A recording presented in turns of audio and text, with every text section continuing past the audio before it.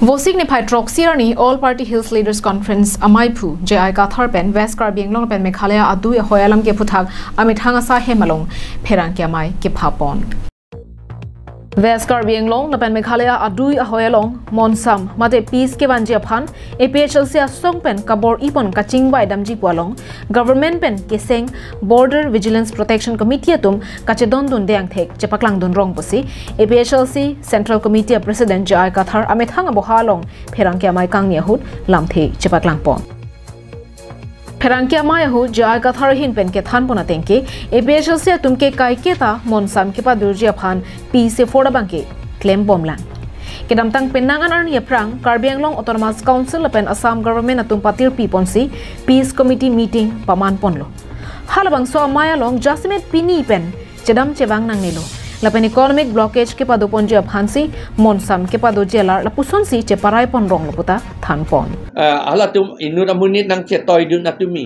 lapen avoid pikaning je jong si APHLC tum peace one dette lapen ka se chok ka theng je pi thi do kok te APHLC tum peace polling center a committee pen cheng lok CC committee la pahas central committee atum anta responsible nangi la to man attack po munet tu pusi po responsible chot kali attack po pusi po apu ya nili to man mane nang chok dang thengi wan tv yong se peace one det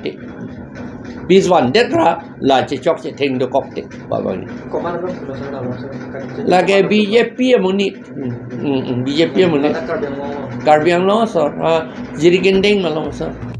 Pinpur mi kedam tang jang mia che klopen pinier ni anta a hoyalong ke do pupu araratung kachedam chebang avarsai long lelang bang sojok jirikindeng mukoilu malom ke do kebe ke che kengsang aso akular along si inglong aso atum ke sai jok je chonam choret nang koklo bang so kacharvo kache bohong ale nang ka cho endun lake keche kebe aso atum puta ningje pontu News X report Karbi Anglong live